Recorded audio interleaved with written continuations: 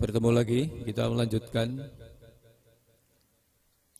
pembahasan logika dan algoritma yang merupakan kelanjutan dari sistem komputerasi kemarin.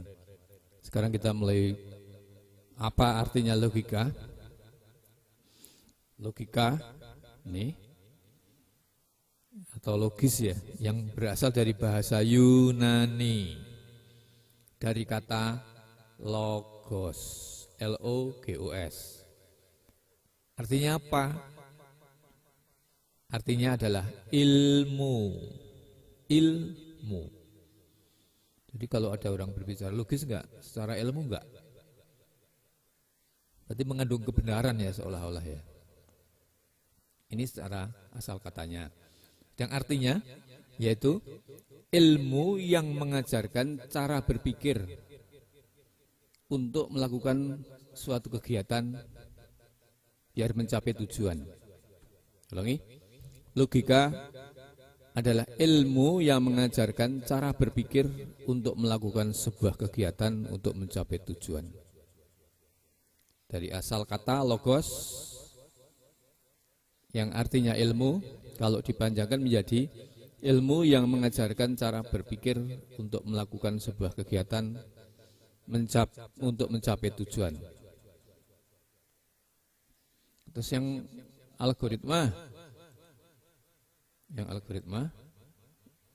adalah langkah-langkah penyelesaian masalah atau suatu kegiatan yang disusun secara sistematis. Ingat, ini ada kata-kata langkah-langkah. Berarti ini sudah ada perencanaan di sini. Sudah ada perencanaan. Ini di sini ya. Yang sistematis. Nah, kedua kata ini kalau kita ambil contoh misalnya dalam permasalahan yang gampang saja lah, masuk kamar. Logisnya bagaimana masuk kamar? Yaitu ya menuju ke kamar. Untuk masuk kamar melalui pintu atau melalui lubang jendela atau melalui lubang yang ada. Memang mau masuk lewat mana lagi? Atap. Mungkin bisa jadi juga. Logisnya itu ya, menuju masuk ke kamar melalui pintu, jendela atau lubang yang ada. Terus langkah-langkahnya dalam bentuk algoritmanya bagaimana? Ya menuju kamar, kalau pintunya terkunci, berarti mencari anak kunci terlebih dahulu. Baru masukkan anak kuncinya ke lubang kunci. Putar anak kunci. Bisa diputar enggak? Kalau bisa berarti membuka pintunya ya, daun pintunya. Tapi jika tidak,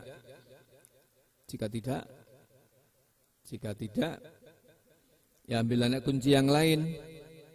Masukkan anak kunci tersebut, putar anak kunci, pintu terbuka toh, buka daun pintu, baru kita bisa masuk ke kamar. Itu dah langkah-langkah yang harus dilalui. Kalau kita mau masuk ke dalam kamar melalui pintu, sama juga melalui jendela. Kalau jendela nggak ada kuncinya toh, mengambil anak kunci diganti ngangkat kunci grendel. Tapi kalau mau lubang yang ada, lubangnya di mana dulu? Kalau lubangnya yang atas, kita nggak bisa langsung masuk, tapi harus mencari anak tangga terlebih dahulu atau tangga ondo ya, yang bisa naik ke atas itu, mengantar kita naik ke lubang yang atas ini. Jadi itu ya, kalau logika adalah bagaimana kita menuju ke sana secara berpikir. Bagaimana kita berpikir menuju ke sana, kebalik. Tapi untuk algoritmanya adalah langkahnya bagaimana untuk mencapai proses menuju ke sana, tujuan ke sana. Gampang ya? Jadi ini dua hal adalah saling terkait.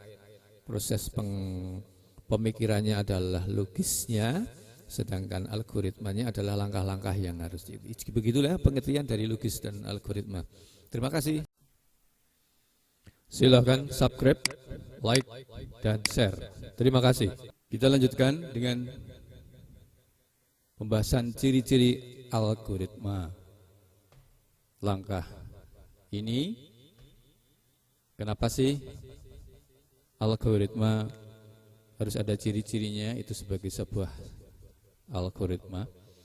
Seperti kita ketahui bahwa algoritma adalah langkah-langkah yang harus dilalui atau dijalankan, sehingga ada titik awal proses perjalanan itu sendiri dan titik akhir, sehingga sebuah proses ini perlu bisa dikatakan sebagai algoritma itu mempunyai ciri-ciri sebagai berikut. Yang pertama, adanya input atau yang dimasukkan, yaitu adanya data awal yang harus dimasukkan. Input pertama ya, startnya. Kalau contoh yang tadi apa dengan proses masuk ke dalam kamar? Proses awalnya adalah menuju ke kamar. Menuju ke kamar. Langkah awal menuju ke kamar. Startnya di mana? Kalau kita teliti ya, saat kita berdiri mau masuk, mau berjalan menuju kamar itulah, itu data yang dimasukkan atau data awalnya. Yang kedua, adanya kepastian atau definiteness, yaitu setiap langkahnya itu harus jelas. Langkah menuju kamar itu ya menuju kamar tadi toh, bukan kemana-mana dulu. Kalau ada jalan yang singkat pasti ya itulah jalan yang singkat pasti. Tidak harus naik genteng dulu, tidak ke pasar dulu dan lain-lainnya. Dipastikan hanya ada satu jalan ke situ. Pasti ya, jalannya itu pasti menuju kamar itu. Yang ketiga, terbatas. Terbatas. Harus atau finitenesis. Terbatas. Atau harus berakhir. Artinya nanti kalau kita sudah bisa masuk di kamar, ya sudah. Kalian tetap di situ, jangan keluar masuk. Karena itu enggak efektif nantinya. Di dalam kamar saja. Berakhirnya di proses di dalam kamar. Setelah sampai di kamar, sudah tidak ada pergerakan lagi. Yang keempat, adanya output atau yang dikeluarkan. Hasilnya apa? Contoh tadi, algoritmanya ya ada data hasil setelah diolah. Berarti setelah Anda di dalam kamar, itulah hasilnya di dalam kamar, bukan proses seperti nomor 3, beda ya. Kalau 3 kan berakhir setelah di dalam kamar, mandek, wes, berhenti, cekdek. Tapi kalau output ini ketika Anda di dalam kamar, itu namanya data yang dihasilkan. Yang kelima, adanya effectiveness atau efektif waktu yang digunakan. Proses masuk ke dalam kira-kira berapa menit? 1 menit, 2 menit? Kan nggak mungkin sampai 1 jam, 2 jam, kecuali ada sesuatu yang error. Kalau masuk ke dalam kamar 1 menit saya kira cukup. Ketika terkunci ya buka anak kunci, ceklek. Ya. Enggak lama lah. Jadi